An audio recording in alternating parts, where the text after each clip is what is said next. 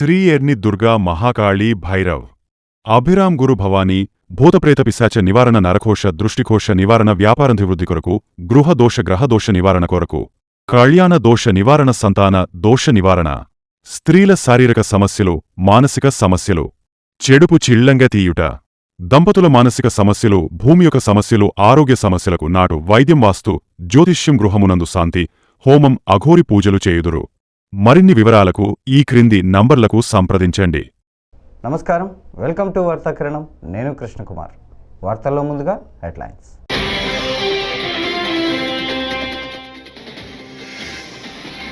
పోలవరం ఎప్పుడో పూర్తి కావాల్సింది, జగనే పక్కన పెట్టారు సీఎం చంద్రబాబు.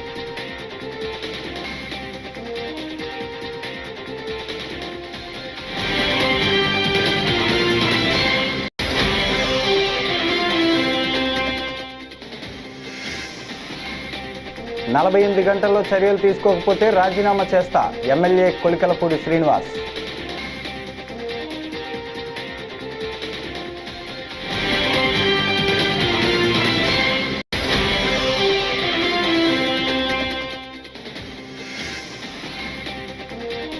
వివేక హత్యలో ఎంపీ అవినాష్ పాత్ర లేదు, మాజీ ఎమ్మెల్యే రాచమల్లి శివప్రసాద్ రెడ్డి.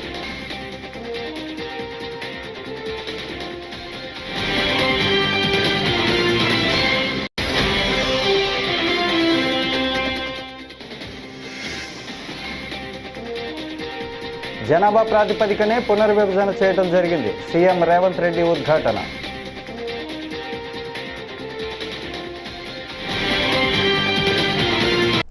ఇక డీటెయిల్స్ చూస్తే, జగన్ ప్రతిపక్షంలో ఉన్నప్పుడు పోలవరం నిర్వాసితులకు 10 లక్షల పరిహారం ఇస్తానన్నారని, అధికారంలోకి వచ్చాక పైసా కూడా విదల్చలేదని ఏపీ సీఎం చంద్రబాబు విమర్శించారు. పోలవరం ప్రాజెక్టు సందర్శనలో భాగంగా నిర్వాసితులతో ఆయన ముఖాముఖి నిర్వహించారు. వారి సమస్యలను సీఎం అడిగి తెలుసుకున్నారు. ఆ రోజు మొదటి దశలో భాగంగా 49 పునరావాస కేంద్రాలు 2025కు పూర్తి అవుతాయి. ఇంకో పక్క ఆ రోజు కట్టినటువంటి ఇండ్లు కూడా మధ్యలో ఆపేస్తే దానికి కూడా రేట్లు పెరిగిపోయి అదనంగా భారం పడే పరిస్థితికి వచ్చింది. ఏదేమైనా 49 గ్రామాలున్నాయి, 17,717 పీడీఎఫ్లున్నాయి. ఇవన్నీ కూడా ఎంత తొందరగా వీలైతే అంత తొందరగా చేయడానికి ముందుకు పోతాం. ఇప్పుడే మిత్రులు ఒక విషయం చెప్పారు, కొంతమంది పేర్లు కూడా డిలీట్ అయినాయి, బయట పోతే అవన్నీ కూడా ఇవ్వడం లేదని చెప్పి అడ్మినిస్ట్రేషన్ కి చాలా స్పష్టంగా ఆదేశాలు ఇస్తున్నా. జెన్యూన్ గా ఉండే ప్రతి ఒక్క పైసా కూడా మీకు పే చేస్తాం, ఎక్కడ దానికి అనుమానం అవసరం లేదు. కానీ అదే సమయంలో కొంతమంది మోసం చేసే వ్యక్తులు కూడా ఉంటారు. అలాంటి వాళ్ళ పట్ల అప్రమత్తంగా ఉండండి. ఇది గవర్నమెంట్ ఆఫ్ ఇండియా ఇచ్చే ప్రాజెక్టు. డాక్యుమెంటరీ ఎవిడెన్స్ కరెక్ట్ గా లేకపోతే మనం గాని ఎక్కడన్నా అన్ని బాగా జరిగి ఒక చిన్న విషయంలో ఎక్కడన్నా తప్పు జరిగినా అది టెక్నికల్ గా కావచ్చు, లేకుంటే ఏ విధంగా తప్పు జరిగినా మళ్ళా మనందరికి చెడ్డ పేరు వస్తుంది, ప్రాజెక్ట్ కి ప్రమాదం వస్తుంది. ఈ విషయం మీరు గుర్తుపెట్టుకోవాల్సిన అవసరం ఉంది. 5 సంవత్సరాలు ప్రాజెక్టు డబ్బులు ఖర్చు పెట్టలేదు, వచ్చిన డబ్బులు డైవర్ట్ చేశారు. దానివల్ల మీరు చూస్తే ఈ రోజు పునరావాస కార్యక్రమాలన్నీ మళ్లీ కొత్తగా టెండర్లు పిలిచాం. ఈ రోజు సిమెంట్ రేటు పెరిగింది, ఖర్చులు పెరిగాయి, ఎప్పటికప్పుడు ఇన్ఫ్లేషన్ ఉంటుంది. మళ్లీ అదనంగా 500 కోట్ల రూపాయలు ఖర్చు అయింది. అంటే ప్రాజెక్టు వల్ల సకాలంలో పూర్తి అయి ఉంటే మీరు కూడా జీవితాల్లో సెటిల్ అయ్యేవారు. ఈ నీళ్లుగానుంటే వ్యవసాయం బాగా జరిగేది, అదనపు ఆయకట్టు వచ్చేది, ఆదాయం పెరిగేది. ఇంకొక పక్కన హైడల్ ప్రాజెక్ట్ మీరు చూస్తే పవర్ జనరేషన్ కోసం పెట్టింది, బాగా లేట్ అయింది కాబట్టి దగ్గర 2,500 కోట్ల రూపాయలు ప్రభుత్వానికి వచ్చే ఆదాయం పోయింది. ఇంకొక పక్క అదనపు భారం పడే పరిస్థితికి వచ్చింది. ఇలాంటి చాలా సమస్యలు వచ్చాయి. ఏదేమైనా ఒకటే హామీ ఇస్తున్నా, 2027కి పునరావాసం పూర్తి చేయాలని ఒక సంకల్పంతో ముందుకు పోతున్నాం. కానీ వీలైతే ప్రాజెక్ట్ నీళ్లు వదిలిపెట్టే ముందే మీ అందరికీ పునరావాసం ఇచ్చి తర్వాత ప్రాజెక్ట్ నీళ్లు వదిలిపెడతామని చెప్పి కూడా నేను మీకు తెలియజేస్తున్నా. అందుకనే ఒక టార్గెట్ పెట్టుకుని 2027 డిసెంబర్ కి ప్రాజెక్టు పూర్తి అయ్యుంటే 2026 డిసెంబర్ కి మీ అందరికీ పునరావాసం కల్పించే కార్యక్రమానికి శ్రీకారం చుట్టమని ఆఫీసర్లందరినీ కోరుతున్నా. వాళ్ళకి కావాల్సిన స్టాఫ్ ఇస్తాం, మనుషులు ఇస్తాం. కలెక్టర్స్ ఇక్కడే ఉన్నారు, సెక్రటరీ గారు ఇక్కడే ఉన్నారు. వారికి ఒకటే ఆదేశాలు ఇస్తున్నా, ఎక్కడ కూడా ఒక్క వ్యక్తి కూడా మిస్ కావడానికి వీలు లేదు. రెండోది, ఎక్కడ ఒక్క రూపాయి కూడా దుర్వినియోగం కావడానికి వీలు లేదు. ఎవరైనా సరే పైరవికారులు గాని దళారులు గాని ఎలాంటి వ్యక్తులు కూడా ఇక్కడ ప్రమేయం లేకుండా చేసే బాధ్యత మీది. ఇంకొక విషయం కూడా మీరు గుర్తుపెట్టుకోవాల్సింది, వీళ్ళందరికీ పునరావాసం కల్పించిన తర్వాత కూడా మనకు ఒక బాధ్యత ఉంది. వీళ్ళకు ఆదాయం పెంచే మార్గం, వాళ్ళకు జీవన ప్రమాణాలు పెరిగేదానికి ఏమేం చేయాలనో అవన్నీ కూడా ఇవ్వాల్సిన అవసరం ఉంది. దానికి కూడా ఒక కార్యక్రమం తయారు చేయండి, అది కూడా మనం చేస్తామని చెప్పి మీ అందరికీ తెలియజేసుకుంటూ, తెదేపా నేత రమేష్ రెడ్డిపై పార్టీ అధిష్టానం చర్యలు తీసుకోకపోతే తాను రాజీనామా చేస్తానని తిరువూరు ఎమ్మెల్యే కొలికపూడి శ్రీనివాసరావు ప్రకటించారు. రమేష్ రెడ్డిని పార్టీ నుంచి తక్షణమే బహిష్కరించాలని కోరుతూ గిరిజన మహిళా ఎమ్మెల్యేకు వినతి పత్రం అందజేశారు. అనంతరం స్పందించిన కొలికపూడి 48 గంటల్లో రమేష్ రెడ్డిపై చర్యలు తీసుకోవాలని అధిష్టానాన్ని కోరారు. బాధితులకు న్యాయం జరగకపోతే ఎమ్మెల్యేగా తానెందుకని వ్యాఖ్యానించారు. తండాల్లో 320 మరుగుదొడ్లు కట్టించినట్టు ఒక్క మరుగుదొడ్డు కూడా కట్టించకుండా 320 మరుగుదొడ్లు కట్టించినట్టు బిల్స్ తీసుకున్నాడు. రమేష్ రెడ్డి చేసిన అవినీతికి ఒక ప్రభుత్వ అధికారి బయలయ్యాడు. రాష్ట్రంలో దేశంలో ఎక్కడ జరిగినా నేను స్పందిస్తా. అలాంటిది నా నియోజకవర్గంలో జరిగిన తర్వాత నేను స్పందించకపోతే, బాధితులకి న్యాయం జరగకపోతే నేను ఎమ్మెల్యేగా ఎందుకు ఉండాలి? ఉండవల్ల ప్రయోజనం ఏంటి? కాబట్టి మీ అందరికీ చెప్తున్నానమ్మా, 10 రోజుల నుంచి మౌనంగా ఉన్నా. నేనే అందరికీ చెప్తున్నా, పార్టీ దృష్టిలో పెట్టాం, నాయకులకు చెప్పాం, చర్య తీసుకుంటారు, కాస్త ఓపిక పట్టండి. నేను వ్యక్తిగత స్థాయిలో స్పందించడానికి నాకు నిమిషం పట్టింది. కానీ ఒక శాసనసభ్యుడిగా నేనేమన్నా స్పందిస్తే దాని మీద అందరి విశ్లేషణ ఉంటుంది. కాబట్టి నేను ఒక బాధితాయుతమైన శాసనసభ్యుడిగా సమన్వయం పాటిస్తున్నాను, కొంచెం ఆగండి అని అందరికీ చెప్పాను. ఇప్పుడు నేను చెప్తున్నా, నేను ఎప్పుడు కూడా నా రాజకీయంలో గాని నా వ్యక్తిగత జీవితంలో గాని ఈ రోజు వరకు నేను ఎప్పుడు కులాన్ని వాడలేదు. నేను ఎప్పుడు ఒక కులం తరపున మాట్లాడు. కారణం ఏంటంటే పేదరిక నిర్మూలన చంద్రబాబు నాయుడు గారి లక్ష్యం. ఆ పేదరిక నిర్మూలనే అన్నిటికీ పరిష్కారం. ఇంత దారుణం చేసిన రమేష్ రెడ్డి మీద పార్టీ నాయకత్వం చర్యలు తీసుకోకపోతే 48 గంటల తర్వాత నేను రాజీనామా చేస్తాను. ఒకవేళ రమేష్ రెడ్డి ఏ తప్పు చేయకపోతే ఎందుకు తప్పించుకొని తిరుగుతున్నాడు? ఇంకో విషయం, ఎంపీ గారి విషయంలో రమేష్ రెడ్డి చెప్పే మాటల్ని నేను నమ్మటం లేదు. ఇలాంటి విషయాల్లో ఎంపీ గారు సహించడు. తప్పు చేస్తే ఎంపీ గారి దగ్గర కూడా రానివ్వడు. కాబట్టి మీరందరూ తండాల్లో గుర్తుపెట్టుకోండి, రమేష్ రెడ్డి చేసిన దారుణానికి ఎంపీ గారు రమేష్ రెడ్డిని సపోర్ట్ చేయరు. నా మీద ఎంపీ గారు ఈగ వాల్నేడు అని రమేష్ రెడ్డి చెప్తున్న విషయం అబద్ధం. నేను ఇప్పటికే 10 రోజుల నుంచి మా ఎంపీ గారికి చెప్పాను, జిల్లా అధ్యక్షుడికి చెప్పాను, రాష్ట్ర పార్టీ అధ్యక్షుడికి చెప్పాను. అలాగనే తిరువూరు నియోజకవర్గం తెలుగుదేశం పార్టీ సమన్వయకర్త, తెలుగుదేశం పార్టీ పరిశీలకుడైనటువంటి మా నాయకుడు చిట్టాపర్తిని చిట్టిబాబు గారికి చెప్పాను. వీళ్ళందరికీ చెప్పాను. అయినా ఇంతవరకు ఎట్లాంటి యాక్షన్ తీసుకోలేదు. నేను ఇంకో విషయం చెప్తున్నా, నా మీద 3-4 సార్లు రకరకాల ఆరోపణలు చేశారు. దేని మీదైనా సాక్ష్యం ఉందా? బయట కూర్చొని తిరువూరు నియోజకవర్గం గురించి, కొలికపూడి శ్రీనివాసరావు గురించి మీడియాలో మాట్లాడే వాళ్ళందరికీ నేను ఓపెన్ ఛాలెంజ్, మీరు చెప్పిన టైము, మీరు చెప్పిన డేటు తిరువూరులో ఎక్కడైనా సరే ఒక పబ్లిక్ డిబేట్ పెట్టండి, నేను వస్తా. నేను అసెంబ్లీలో మాట్లాడింది కూడా తిరువూరులో ఉన్న సమస్యల గురించి మాట్లాడాను. నేను మాట్లాడిన ప్రతి మాట కోట్ల మంది విన్నారు. ఈరోజు మన అదృష్టం, చంద్రబాబు నాయుడు గారు ముఖ్యమంత్రి అయ్యారు, అమరావతి మళ్లీ మొదలైంది, పోలవరం పరుగు పెడుతుంది. ఒక పక్క చంద్రబాబు నాయుడు గారి నాయకత్వంలో అభివృద్ధి జరుగుతుంది. మాజీ మంత్రి వైఎస్ వివేకానంద రెడ్డి హత్య కేసులో ఎంపీ అవినాష్ రెడ్డి పాత్ర లేదని, ఉందని కోర్టు తీర్పిస్తే రాజకీయాల నుంచి వైదొలుగుతా అంటూ వైఎస్ఆర్సీపీ రాష్ట్ర అధికార ప్రతినిధి మాజీ ఎమ్మెల్యే రాచమల్లు శివప్రసాద్ రెడ్డి సంచలన వ్యాఖ్యలు చేశారు. వైఎస్ఆర్ జిల్లా కడప నగరంలోని పార్టీ కార్యాలయంలో గురువారం రాచమల్లు శివప్రసాద్ రెడ్డి మీడియాతో మాట్లాడారు. అయితే నేను నమ్మను, ఎందుకంటే వివేకానంద రెడ్డి మీవాడు కాదు, మావాడు. మీకు సొంతం చంద్రబాబు నాయుడు గారికి వాళ్ళ సొంత తమ్ముని మీదనే ప్రేమ లేదు, ఇంక వివేకానంద రెడ్డి మీద ఏం ప్రేమ ఉంటుంది? కొన్ని ప్రజాస్వామ్యం పట్ల గౌరవం ఉంది కాబట్టి హత్య జరిగింటే మేము మాట్లాడుతున్నామంటే మీకు ప్రజాస్వామ్యం పట్ల గౌరవమే లేదు. అందుకు ఉదాహరణ కావాల్సి ఉంటే ఎన్టీ రామారావు వెన్నుపోటు, ఎన్టీ రామారావు మరణము. ఈ బుద్ధి మీరు చేస్తా ఉంటే అరాచక పాలన, ప్రజాస్వామ్యానికి విరుద్ధము.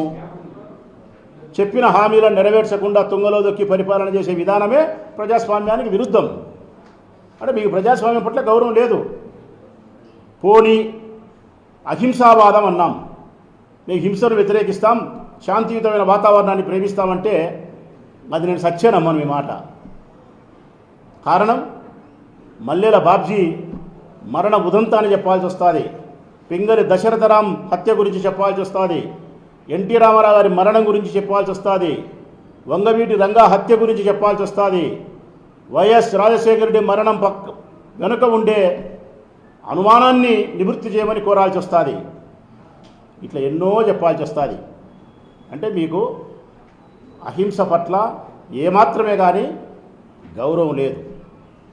మరి మీకు అహింస పట్ల గౌరవం లేక, ప్రజాస్వామ్యం పట్ల గౌరవం లేక, వివేకానంద రెడ్డి పట్ల ప్రేమ లేక 6 సంవత్సరాలనే టీవీ సీరియల్ మాదిరి వివేకానంద రెడ్డి హత్య గురించి ఆమెను మీరు మాట్లాడుతూనే ఉండారు, వండి వారుస్తానే ఉండారు, రాస్తానే ఉండారంటే ఎవరి మీద మీకు ప్రేమ ఉంది?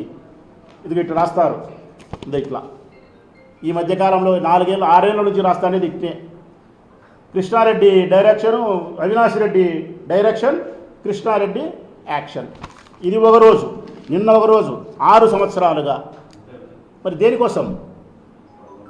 దేనికోసం అంటే రాష్ట్ర ప్రజలారా ఒకే ఒక కారణం, వివేకానంద రెడ్డి రక్తం తీసుకొచ్చి మా జగన్మోహన్ రెడ్డి గారి చొక్కాకు పుయ్యాల పూర్తిగా.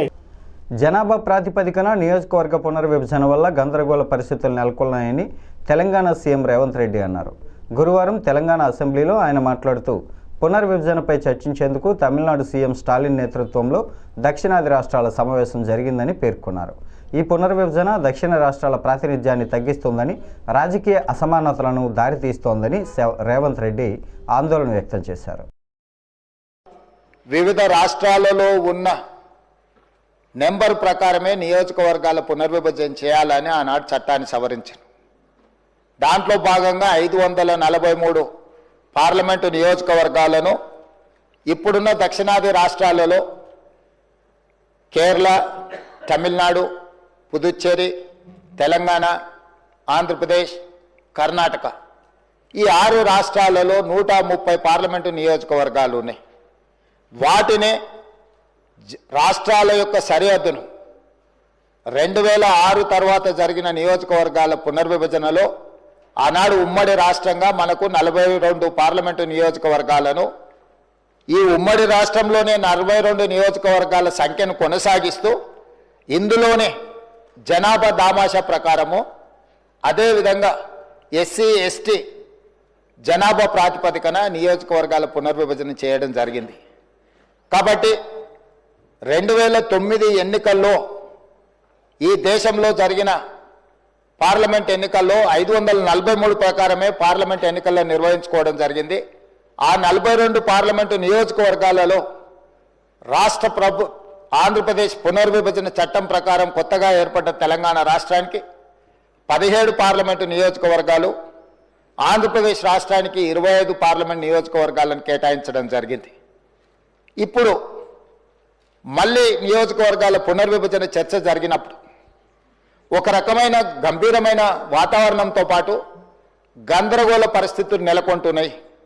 దీనికి సంబంధించి దక్షిణాది రాష్ట్రాలు ఆందోళన నేపథ్యంలో తమిళనాడు రాష్ట్ర ప్రభుత్వం, తమిళనాడు ముఖ్యమంత్రి స్టాలిన్ గారు దక్షిణాది రాష్ట్రాలకు సంబంధించిన అన్ని రాజకీయ పార్టీలతో, ప్రజాప్రతినిధులతో ఒక సమావేశాన్ని ఏర్పాటు చేసి ఆ సమావేశంలో దక్షిణాది రాష్ట్రాల అందరం కూడా కలిసి ఈ ప్రాంతానికి నష్టం జరగొద్దు, ఈ ప్రాంతానికి నష్టం జరిగే కార్యక్రమాలను కేంద్ర ప్రభుత్వం ఒకవేళ చేపట్టాలనే ప్రయత్నం చేస్తే వాటిని ఖచ్చితంగా మనం ఎదుర్కోవాలి.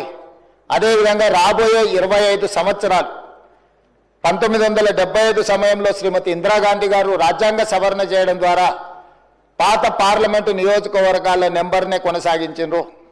2002లో అటల్ బిహారీ వాజ్పేయి గారు కూడా ఆ 25 సంవత్సరాలు పూర్తి చేసుకున్న తర్వాత ఇంకొక 25 సంవత్సరాలకు కూడా కూటమి ప్రభుత్వం ఏర్పాటైన నాటి నుంచి తిరుమల పవిత్రతను దెబ్బతీసేందుకు కుట్ర జరుగుతోందని వైఎస్ఆర్సీపీ అధికార ప్రతినిధి మాజీ టీటీడీ చైర్మన్ భూమన కరుణాకర్ రెడ్డి మండిపడ్డారు. తిరుపతి క్యాంప్ కార్యాలయంలో మీడియాతో మాట్లాడుతూ పవిత్రమైన పాప వినాశనం జిల్లాలో బోటింగ్ నిర్వహించడం శ్రీవారి భక్తుల మనోభావాలను దెబ్బతీయటమేనని ఆగ్రహం వ్యక్తం చేశారు. ఈ బోటింగ్ పర్యాటకం కోసం చేశారా లేక చట్ట వ్యతిరేక కార్యకలాపాలపై నిఘా కోసం చేశారా అనే దానిపై టీటీడీ స్పష్టత ఇవ్వాలని డిమాండ్ చేశారు. దుర్వినియోగం చేస్తున్నారో, భ్రష్టాచారం పట్టిస్తున్నారో లోకమంతా కూడా అర్థం చేసుకుంటున్నది. నిన్న పాప వినాశనం డ్యాంలో తిరుమల చరిత్రలోనే మొదటిసారిగా బోటింగ్ జరిగింది. దానికి సంబంధించి మొత్తం ఒక్కసారిగా వార్త బగ్గుమనేలో సరికి దాని మీద ఎలా వివరణ ఇవ్వాలనో అర్థం కాకుండా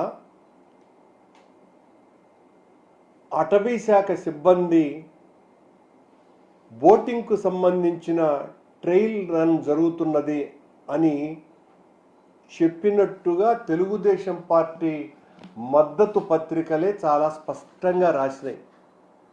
ఫారెస్టు అధికారులు ఈ రకంగా ఇక్కడ పర్యాటక క్షేత్రంగా మార్చాలన్న ఉద్దేశంతో బోటింగ్ ట్రయల్ను నిర్వహించటం జరిగింది అని వెంటనే దాని మీద దుమారం లేచే లోపల దాని మీద ఫారెస్ట్ జిల్లా అధికారి అయినటువంటి వివేక్ అనే ఆయన జిల్లా అటవీ శాఖ అధికారి డ్యాంలో చట్ట వ్యతిరేక కార్యక్రమాలు జరుగుతున్నాయి కనుక సమాచారం అందింది కనుక మేము తనిఖీల కోసమని బోటులు వాడినాము అని ఆయన ప్రకటన అమాయకంగా ఒకటి వదిలినాడు. అది ఆ ప్రాంతం పూర్తిగా తిరుమల తిరుపతి దేవస్థానాలకు సంబంధించిన అటవీ ప్రాంతం. దానికి సంబంధించి తిరుమల తిరుపతి దేవస్థానానికి కూడా అటవీ శాఖ అధికారులు కూడా ఉంటారు. మరి ఈ వివేకనాయన ఏ అటవీ శాఖ అధికారో ఆయన ఎలా ఒకవేళ టీటీడీకి సంబంధించిన అటవీ శాఖ అధికారి అయితే ఆ స్థాయి అధికారి కాదు వివరణ ఇవ్వాల్సింది. దానికి ఎగ్జిక్యూటివ్ ఆఫీసర్ అడిషనల్ ఈఓ వివరణ ఇచ్చి ఉండాలి. అంటే చట్ట వ్యతిరేక కార్యక్రమాలు జరుగుతున్నాయి అంటే తెలుగుదేశం పార్టీ కూటమి ప్రభుత్వంలో తిరుమల క్షేత్రంలో ఎన్ని దురాఘాతాలు జరుగుతున్నాయి అన్నది ఈ వివేక్ అనేటువంటి అధికారి ద్వారా విషయం బయటపడిపోయింది. ఆయన చాలా స్పష్టంగా చెప్తున్నాడు, చట్ట వ్యతిరేక కార్యక్రమాలు జరుగుతున్నట్టుగా మాకు సమాచారం అందింది కనుక మొట్టమొదటిసారిగా బోటింగును వాడటం, అది కూడా బోటింగును అందుకోసమనే వాడినారు అని అంటే అర్థమైంది. చాలా పెద్ద ఎత్తున ఆ చట్ట వ్యతిరేక కార్యక్రమాలు జరిగినప్పుడే జరుగుతాయి అలాంటి బోటింగ్ జరగటం అన్నది. ఇంతవరకు తిరుమల చరిత్రలో ఇలాంటి సంఘటన ఎప్పుడు కూడా జరగల. అటవీ శాఖ సిబ్బంది ఏమో ట్రయల్ రన్ కోసమని టూరిజం స్పాట్గా చేయటం కోసమని వాళ్ళు చెప్పినారు. విజ్ఞానం రెండు వైపులా పదునున్న కత్తి అని, అలాంటి విజ్ఞానాన్ని విధ్వంసం కోసం కాకుండా వికాసం కోసం వినియోగించాలని ముఖ్యమంత్రి చంద్రబాబు సతీమణి నారా భువనేశ్వరి అన్నారు. విజ్ఞానంతో నడిచే ఆర్థిక వ్యవస్థ చంద్రబాబు లక్ష్యమని ఆమె పేర్కొన్నారు. చిత్తూరు జిల్లా కుప్పంలో 4 రోజుల పర్యటన కోసం వచ్చిన భువనేశ్వరి తొలి రోజైన బుధవారం గుడిపల్లె, కుప్పం మండలాల్లో విస్తృతంగా పర్యటించారు. గుడిపల్లె మండలంలోని అగస్త్య ఇంటర్నేషనల్ ఫౌండేషన్ విద్యార్థులతో, అదే మండలం గుడి చెంబగిరి గ్రామంలో మహిళలతో ముఖాముఖిలో పాల్గొన్నారు.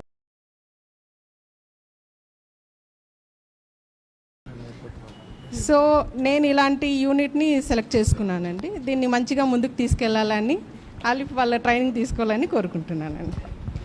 Thank you Bhargavi. అక్కడ తెలంగాణలో హైదరాబాద్లో నేను చూశానమ్మా నువ్వు అన్నట్టు. అట్లా ఎల్ఎఫ్ సంస్థ డిఫరెంట్ మెషినరీస్ పెడుతున్నారు. రమాదేవి గారు నాకు చెప్పారు ఆ మెషినరీ చాలా ఖరీదైంది, మీరు ఒక్కరే తీసుకోలేరు. అట్లాంటి మెషినరీ గ్రూప్గా మీరు ఉమెన్ ఫామ్ అయ్యి 1 గంటకి ఇంత అని ఛార్జ్ చేస్తారు. చేసుకుని అప్పుడు మీరు ఇట్లాంటివన్నీ మీరు అనుకునేవన్నీ మీరు ముందుకు తీసుకెళ్ళరు. అందరూ కలిసి చేసుకోవాలి. వాళ్ళు లైక్ దే ఛార్జ్ 1 గంటకి ఇంత అంత అని వాళ్ళు ఛార్జ్ చేస్తారు. దాన్ని బట్టి 10 మంది కూడా ఒక మెషిన్తో ఉపయోగపడతారు. అట్లా ఎల్లిప్లో చాలా ముందుకు తీసుకెళ్తున్నారు వాళ్ళు. సో తప్పకుండా మీరు అన్న idea dry machine to dry the tomatoes చాలా కూడా మీరు డ్రై చేసుకోవచ్చు. ఇది అవసరం మార్కెట్లో. అట్లా తప్పకుండా మీరు చేయొచ్చు. ఎందుకంటే నేను స్వయంగా అక్కడ ఎల్లిప్లో చూసి వచ్చాను. ఎందుకంటే కుప్పంకి వచ్చే ముందు నాకు కూడా సరిగా నాలెడ్జ్ ఉండాలి ఏం జరుగుతుంది ఎల్లిప్లో అని ఇవన్నీ నేను చూసి వచ్చాను. అందుకే ఇట్లా మీతో చెప్పగలుగుతున్నాను. నమస్కారం. Thank you ma'am. మ్యామ్ ఒక చిన్న రిక్వెస్ట్ మ్యామ్. లాస్ట్ ఎంటర్‌ప్రెన్యూర్ ప్రోగ్రాంలో 50 మంది దాకా ట్రైనింగ్ అయినారు మేడం. ఇప్పుడు మనకంతా ఉన్నది ఏమంటే ఆల్రెడీ ఫుడ్ ప్రాసెస్కి 11 మెంబర్స్ని సెలెక్ట్ చేసుకున్నాం. ఇక మనకు ఇప్పుడు వచ్చిన వాళ్ళందరూ కూడా ఫుడ్ ప్రాసెస్. కోడుమూరు పట్టణంలోని స్థానిక ఎస్సీ హాస్టల్లో జూనియర్ విద్యార్థులను అఘాయిత్యంగా కొట్టిన సీనియర్ విద్యార్థిపై కఠిన చర్యలు తీసుకోవాలని జైభీమ్ ఎంఆర్పీఎస్ వ్యవస్థాపక అధ్యక్షుడు చిక్కెం జానయ్య డిమాండ్ చేశారు. గురువారం ఆయన కోడుమూరు ఎస్సీ హాస్టల్ను సందర్శించి విద్యార్థులతో కలిసి మాట్లాడారు. విద్యార్థులను పర్యవేక్షించాల్సిన అధికారులు నిర్లక్ష్యం ప్రదర్శించారని కలెక్టర్ తక్షణమే తనిఖీ చేయాలని కోరారు. ఈ సంవత్సరం నుంచి కూడా ఇక్కడ ఎస్సీ హాస్టల్ కూడా ఉండడం జరిగింది. మరి ఈ ఎస్సీ హాస్టల్లో కూడా 4th to 10th వరకు కూడా స్టూడెంట్ కూడా ఇక్కడ ఉంటూ చదువుకోవడం కూడా జరుగుతుంది. అదేవిధంగా 7th 8th మరి క్లాసుకు సంబంధించినటువంటి ఇస్సాకు రాజును కూడా 10th క్లాసు స్టూడెంట్ మహేష్ అనే స్టూడెంట్ విచక్షణ రహితంగా కూడా ఈ నెల 11/3/2025 తేదీన కూడా రాత్రి 9:30 గంటల సమయంలో కూడా కొట్టడం కూడా నిజంగా చాలా బాధాకరమైన విషయం. చాలా బాధపడ్డాం. సోషల్ మీడియాలో కూడా మరి ఎంతో ఆ వీడియోను చూస్తుంటే మాకే చాలా బాధ అనిపిస్తుంది. ఒక సమయానికి పిల్లలు తప్పు చేస్తే తల్లిదండ్రులు చేయి చేసుకోలేని పరిస్థితి ఉంటుంది. దానికంటే భిన్నంగా మరి ఒక బెల్ట్ తీసుకొని ఆ పిల్లోని విచక్షణ రహితంగా కొట్టి కడుపు మీద కూడా పిడుగుద్దులు గుద్ది మరి చివరికి సెట్టు వదిలేసి కూడా ఆ విధంగా 2 పిల్లోలను కూడా కొట్టడం అనేది నిజంగా కేవలం ఈ కర్నూలు జిల్లాలో ఉన్నటువంటి ఏఎస్డబ్ల్యూ గారిది అయితేమి డిడి గారిది అయితేమి అదే విధంగా ఇక్కడ గతంలో పనిచేసినటువంటి మరి వార్డెన్దే మరి నిర్లక్ష్య కారణంగానే ఈ సంఘటన జరిగిందని కూడా నేను ఈ సందర్భంగా తెలియజేస్తున్నాను. మరి ఒకటే అడుగుతున్నా ఈ అధికారులని, అయ్యా మీరు ఇక్కడ మా స్టూడెంట్కి ఎస్సీ హాస్టల్ నుంచి. పాస్టర్ ప్రవీణ్ పగడాల మరణాన్ని రాజకీయ కుట్రతో జరిగిన హత్యగా ప్రజాశాంతి అధ్యక్షుడు కేఏ పాల్ ఆరోపించారు. రాజమండ్రి ప్రభుత్వ ఆసుపత్రి వద్దకు చేరుకున్న కేఏ పాల్ మీడియాతో మాట్లాడుతూ పోస్టుమార్టం రిపోర్టును ఎందుకు బయటపెట్టడం లేదో సీఎం చంద్రబాబు చెప్పాలని మండిపడ్డారు. ఇటువంటి ఘటనలు పునరావృతం కాకుండా రాజమండ్రి, హైదరాబాద్లలో సమావేశాలు నిర్వహిస్తానని హెచ్చరించారు. మాట్లాడి ఆయన మార్చి 5ని నోటీస్ వాపస్ తీసుకున్నట్టు కేఏ పాల్ చేశారు. వాడు ఉప ముఖ్యమంత్రి పదవికి రాజీనామా చేయాలని నువ్వు ఒక ఉప ముఖ్యమంత్రిగా రెచ్చగొట్టే మాట్లాడతావని నిన్న రాజమండ్రిలో నేను మాట్లాడితే 5,000 మందిలో ఒక ఆయనే పవన్ కళ్యాణ్ సపోర్ట్, 4,999 మంది ఎందుకు పవన్ కళ్యాణ్ జీరో అయిపోతున్నాడు. చంద్రబాబు నాయుడు గారు మీరు ఇది హత్యని ఇన్వెస్టిగేషన్ కోణంలో పోస్ట్ మార్టం మార్పిడి లేకుండా మీరు ఇంతవరకు ఎందుకు పోస్ట్ మార్టం రిజల్ట్స్ ని బయటకు చెప్పట్లేదు? నేను వెళ్తే అక్కడ డాక్టర్స్ కలుస్తానంటే ఒక్కరిని కూడా ఎందుకు కలనివ్వలేదు? నన్ను కలుస్తానని వెయిట్ చేయించి కంట ఎందుకు పోస్ట్ మార్టం రిపోర్ట్ ఇవ్వకుండా పోలీసులు మా మీద దాడి చేశారు? ఇది కేవలం పొలిటికల్ ప్లాన్ తో జరిగిన హత్యని మీరు నాకు 7569441275లో ఇంకా ఎవిడెన్స్ పెట్టండి. చాలా కలెక్ట్ చేసాం. నేను కేసు వేస్తాను, పబ్లిక్ ఇంట్రెస్ట్ లిటిగేషన్. ప్రవీణ్ పగడాల లాంటి హత్యలు ఇంకా జరగకూడదు అంటే మనం అందరం, నేను మీటింగ్ ఏర్పాటు చేస్తాను ఇక్కడ హైదరాబాద్లో, రాజమండ్రిలో. మీరు ఒక్కొక్కరు 100-1000 మందిని తీసుకొని రండి, నిలబడండి. లేదా ఇది ఒక హత్య కాదు, గుజరాత్లో ఒక్క రోజు 2 రోజుల్లో 3000 మందిని ఏ విధంగా చంపేశారు, మణిపూర్లో లక్షల మంది ఇల్లు లేకుండా చేసేశారు, 1000 మందిని చంపేశారు. అది మళ్ళీ వచ్చే ఎలక్షన్ తర్వాత జరుగుతుంది. ఒక కేఏ పాలే దేవుడు పంపించిన దూతని నమ్మిన వారు అందరూ. ఈ వార్తలు ఇంతటితో సమాప్తం. నమస్కారం.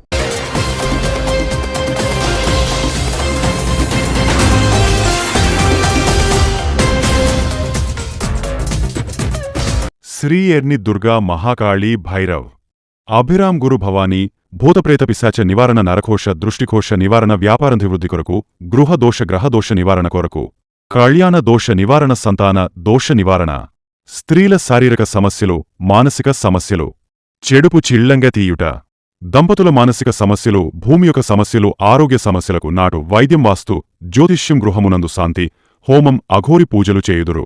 మరిన్ని వివరాలకు ఈ క్రింది నంబర్లకు సంప్రదించండి.